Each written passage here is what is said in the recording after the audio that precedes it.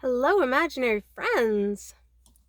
Today, as you will notice, we are on location in a totally different place than I've ever done a video before. We are in my closet to talk about autism, or specifically, autism and the question of what are you wearing? So, if you are autistic on the autistic spectrum disorder, ASD, have ASPs, however you want to say it, you've almost certainly heard that question before. What are you wearing?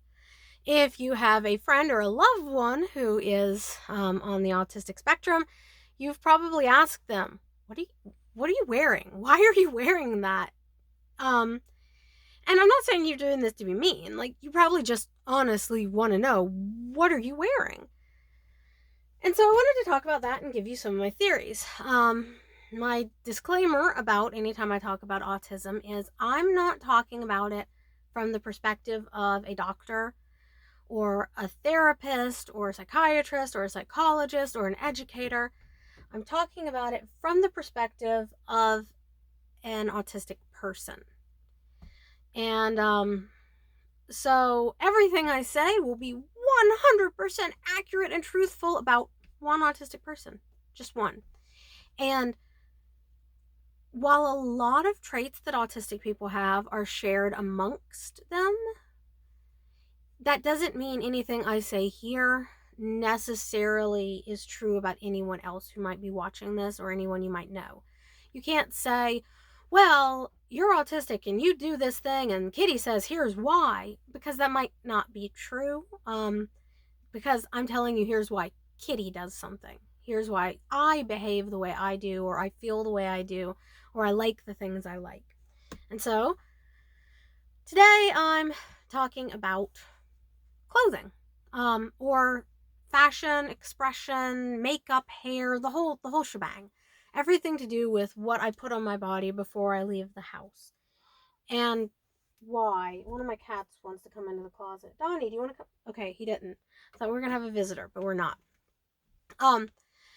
So I want to talk about some of my theories about why autistic people dress the way they do, and talk about some of the other theories I've read. So a couple months ago, I read an article about, well, it wasn't an article, it was a list of traits of autistic women. Like, kind of like, you might be an autistic woman if. And most of the traits were true about me because I am an autistic woman. And one of the traits it said in there is that autistic women tend to dress younger than their age. Which I don't really even understand what that means. Like, there are certain things that happen to you or happen to most people as they age. Like, you get taller, you have certain physiological changes that happen in your body. As you get even older, you have different physiological changes. Your hair turns gray, you get wrinkles. Like, there are things that happen to you as you age, but there isn't an intrinsic thing that happens to you, a physiological change that happens to you that makes you understand what clothing is appropriate to your age group. So when I hear a phrase like that, it makes me go with my theory that non-autistic people take in information just like autistic people do. I mean, we're all looking at the world, we're all experiencing the world, we're all taking in information all the time. And they take in this information, and that without even realizing it, they make these conclusions, they make these assumptions, they create these norms and rules, which they then use to go forward in their life. And that autistic people, we don't do that. If we have a rule, it's because we've thought about it. It's because we've said, well, when I've done this, a bad thing happened, so I'm not going to do this anymore. Or if I've done this, good things happen, so this is how I'm going to behave. And clothing is a really hard one, I think, for a lot of autistic people. Figuring out those rules, because there are so many options. There are so many things you can wear, and it It has to do with your age. It has to do with the part of the country you live in. It has to do with your socioeconomic status. It has to do with like the culture you spend time around. It has to do with the neighborhood you live in. Like,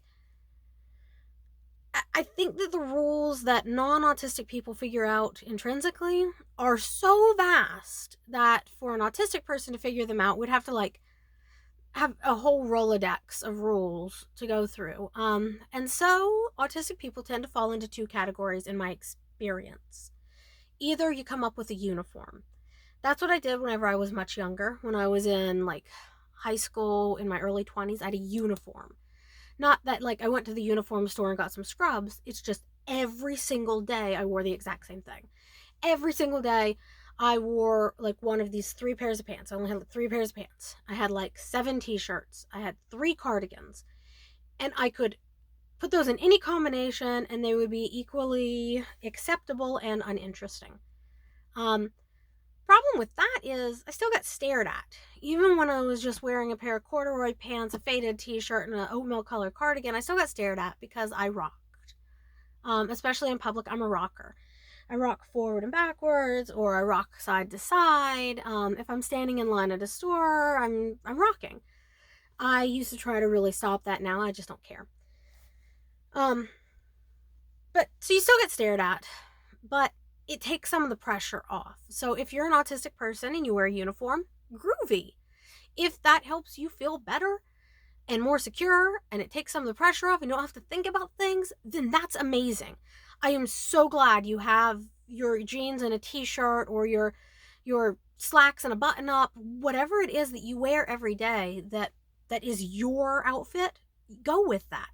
And don't let anybody make you feel bad about it. Don't let anybody say, well, why don't you try something new? Or why don't you let me take you shopping and pick out clothes for you? Because nobody can pick out clothes for you.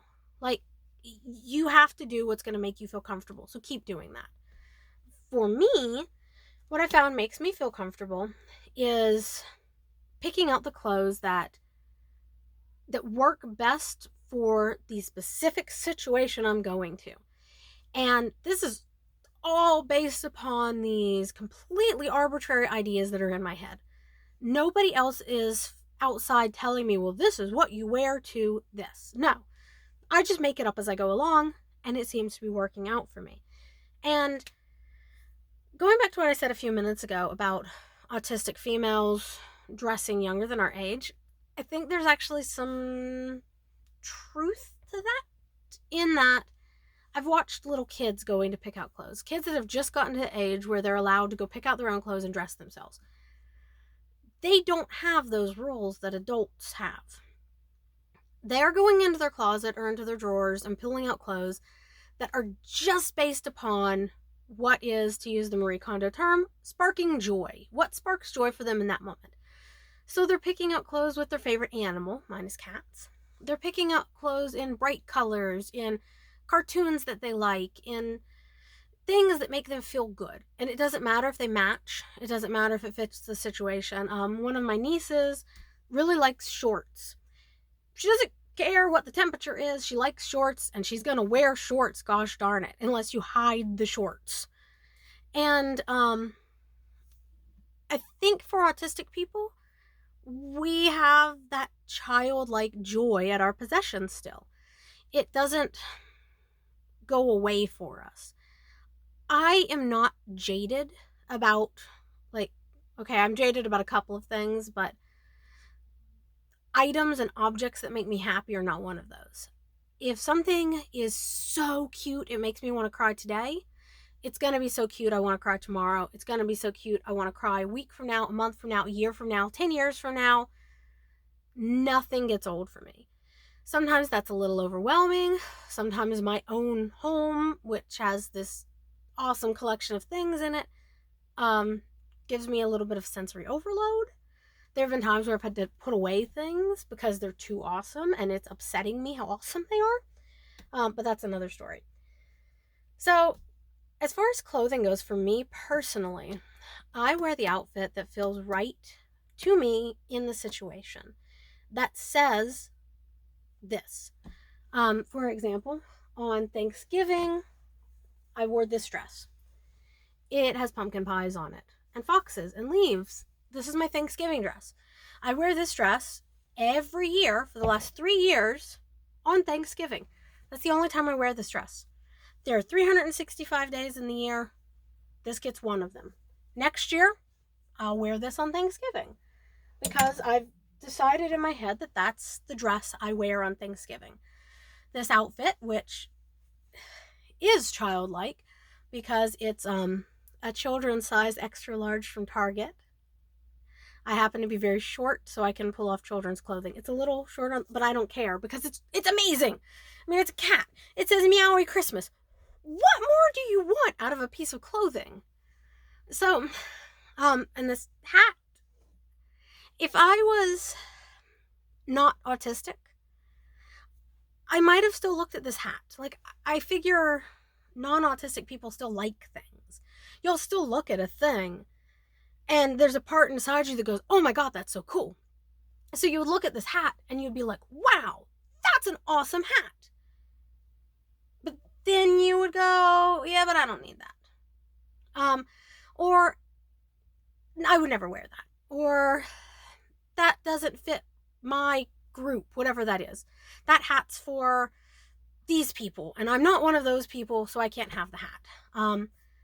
Which is kind of sad, but I mean, if it's working for you, just go with it.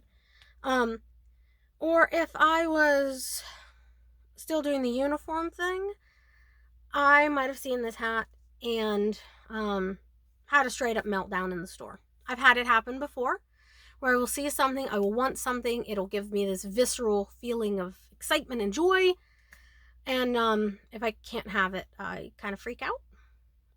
Whatever, I'm okay with that. Life is short, you might as well freak out. So I wear whatever works for the occasion. I don't just wear cartoon animals. I do wear cartoon animals a lot, but sometimes I wear other stuff. Like I went to the post office a couple days ago, and it was very gray outside. I looked out the window and I was like, wow, it sure is gray. So I matched the weather. I wore this dress, which is sort of like an evening gown almost, to the post office. I got asked if I was going to a Victorian costume party. This isn't Victorian. I mean, maybe Regency. I don't know, but it's definitely not Victorian. But this is what I wore, and it matched the weather. It felt like the right outfit, so I wore it. I have a party I'm going to in a couple days. One of my friends has a party that's to celebrate Hanukkah, and I will be wearing a menorah sweater. And I have a lot of clothes because I have to fit all these possible eventualities, and it makes me feel safer. It makes me feel secure. It makes me feel in control of what the people around me are looking at. It makes me feel in control of why you're staring at me. Because, let's be honest, you probably are. I'm probably doing something that makes people want to stare at me. It's just who I am. I sometimes talk to myself in public. I sometimes make random noises for no reason whatsoever that I know. Like, I could be out and about and just start laughing. I don't know why. I just do. I've had a complete meltdown in a Sanrio store and just started bawling. And the nice person working in the Sanrio store had to calm me down. This isn't as a child. This is a couple years ago. And if you're going to be staring at me, it should be because I look fabulous. If you're going to be staring at me, it should be because I look like a Disney princess. It should be because my makeup's on point. It should be because I have an amazing freaking hat. And so that's my opinion on ASD and fashion. And again, that's my opinion, nothing else. And take from that what you will. And I don't have anything else to say on this subject. I think that's about it. Oh wait, one more thing. I gotta show you this Christmas dress.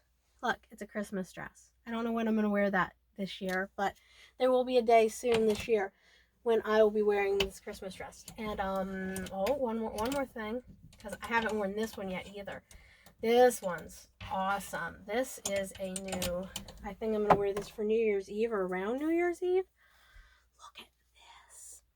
I'm gonna look like Jessica Rabbit. A pink Jessica Rabbit. What?